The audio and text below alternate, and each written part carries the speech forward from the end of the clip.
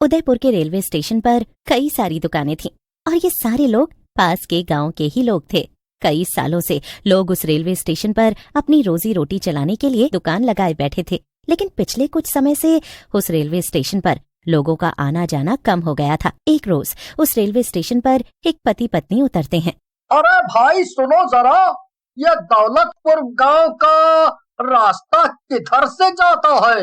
अरे बेटा, इसे रास्ता वास्ता नहीं पता, और यहाँ दौलतपुर गांव तो है, लेकिन आपको अभी वहाँ के लिए कोई साधन नहीं मिलेगा, इसीलिए आपको इसी रेलवे स्टेशन पर रुकना होगा। सुनिए जी, मैं यहाँ रुकने वाली बिल्कुल भी नहीं हूँ। क्या हम पूरी रात इस रेलवे स्टेशन पर बिताएंगे? आपको अपने रिश्तेदारों के घर आने से पहले पूरी जानकारी तो लेनी चाहिए थी ना। यहाँ से कितनी दूर है दौलतपुर, आप वही बता दीजिए। यहाँ से आधा घंटे का रास्ता है, लेकिन अभी जाना ठीक नहीं है। हम लोग पास के गांव के ही रहने वाले हैं, आप हमारी बात मानिए, यही स्टेशन पर रात बिता लीजिए, कल सुबह चले जाइएगा। सुनिए, हम आगे किसी और से पूछ लेंगे। ये लोग पता नहीं अपने आप में क्या इशारेबाजी कर रहे हैं। औरत को गुस्सा आता है और वो अपना बैग उठाकर दौलतपुर गांव के लिए निकल जाती है। इन शहर के बेवकूफ लोगों को अगर हम कुछ बता भी दें तो ये लोग उस पर विश्वास करेंगे नहीं और हमें ही मूर्ख और गवार कहकर वही काम करेंगे जो इन्हें नहीं करना चाहिए। हाँ, अब तो भगवान ही इन दोनों की रक्षा करे। बिल्कुल ठीक कह रही हो काकी तुम, अब तो भगवान ही दोनों को उससे बचाए।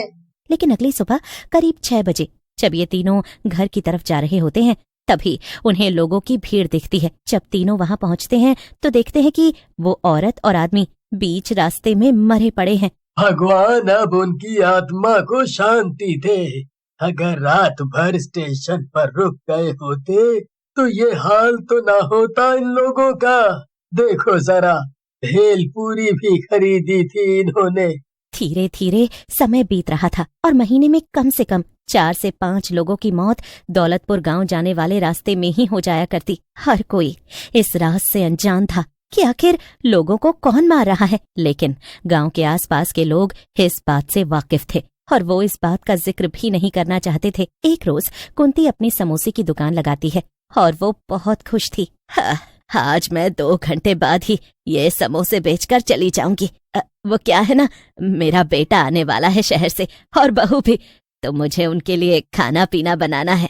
अरे क्या बात है काकी, आज बता रही हो कि उमेश भैया आने वाले हैं। देख रहे हो ना काका, आज तो कुंती काकी के चेहरे से मुस्कुराहट ही नहीं जा रही। क्या बात है काकी, ऐसे ही हंसती रहा करो, अच्छी लगती हो। बिल्कुल कुंती, ऐसे ही हंसती रहा करो। कुंती कुछ देर बाद ही समोसे बेचकर अपने घर चली जाती है। अब उस रेलवे स्टेशन पर कुछ देर बाद करीब शाम के 7 बजे एक औरत और आदमी उतरते हैं जो दौलतपुर गांव के रास्ते अपने गांव का सफर तय करते हैं। कैसा गांव है आपका? पहली बार मैं अपने ससुराल जा रही हूँ, वो भी पैदल। इतने रिक्शे वाले ऑटो वाले यहाँ खड़े हैं, लेकिन कोई भी दौलतपुर गांव से होकर नहीं जाना चाह रहा।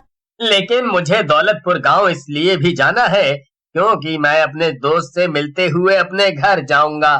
चलो कोई बात नहीं, कुछ दूरी पर ही अपना गांव है। चंदा और उमेश कुंती के बेटे और बहू थे। कुछ दूरी पर चलने के बाद अंधेरा छा चुका होता है। तभी अचानक से उनके सामने एक औरत आ जाती है और दिखने में वो औरत बहुत अजीब लग रही थी। उसके गले में भेलपूरी की टोकरी लटकी हुई थी और वो औरत उमेश और चंदा के सामने आते ही, बाबू बिटिया भेलपूरी ले लो, बस 10 रुपए की भेलपूरी ले लो, कुछ पैसे हो जाएंगे तो मैं अपने बच्चों के लिए खाना लेकर जाऊंगी, मेरे बच्चे भूखे। मुझे डर लग रहा है, ये जो कह रही है वो कर दो ना और जल्दी आगे चलो। डरो नहीं, गांव के लोग ऐसे ही रहते हैं और भूख तो मुझे भी लगी है। मैं भेलपूरी ले लेता हूँ, 20 रुपए की भेलपूरी दे दो आप।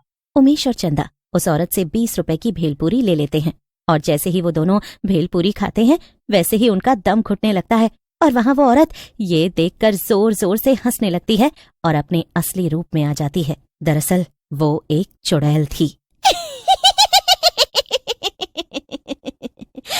एक एक को मार डालूंगी, किसी को नहीं छोड़ूंगी, सबको मार डालूंगी। पानी पानी।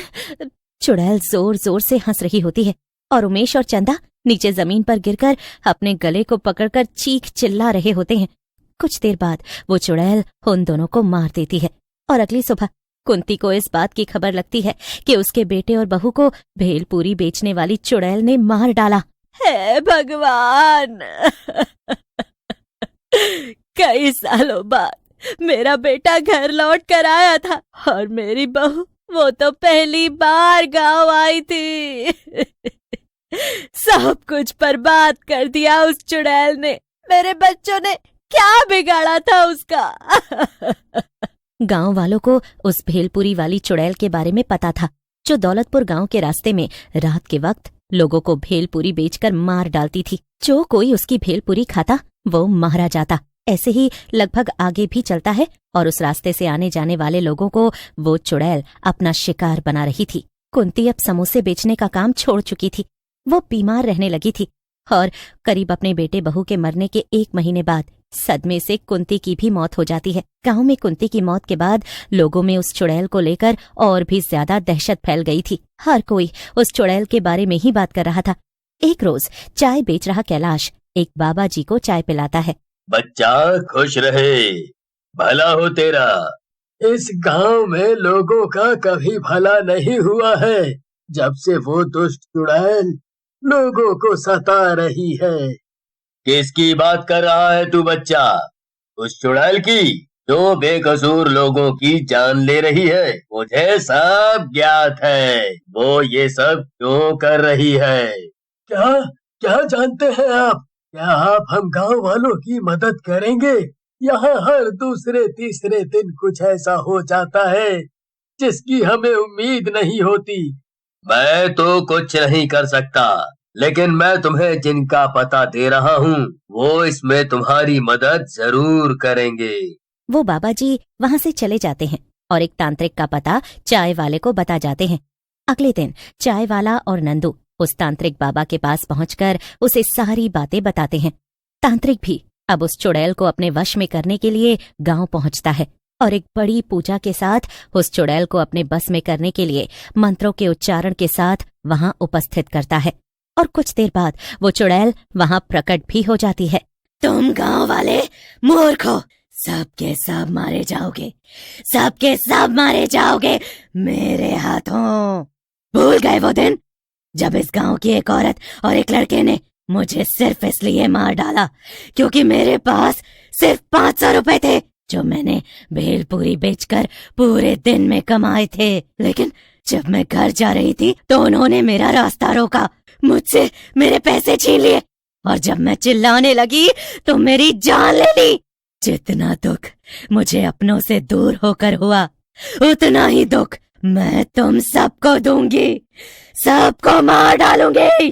तांत्रिक मंत्र के उच्चारण के साथ उस बुरी शक्ति को अपनी बोतल में भर लेता है और हमेशा हमेशा के लिए उसे दूर ले जाकर बहती नदी में प्रवाहित कर देता है। उस दिन के बाद से गांव में उस चुड़ैल का आतंक तो कम हो जाता है, लेकिन तब तक उस चुड़ैल ने काफी लोगों का घर उजाड़ दिया था।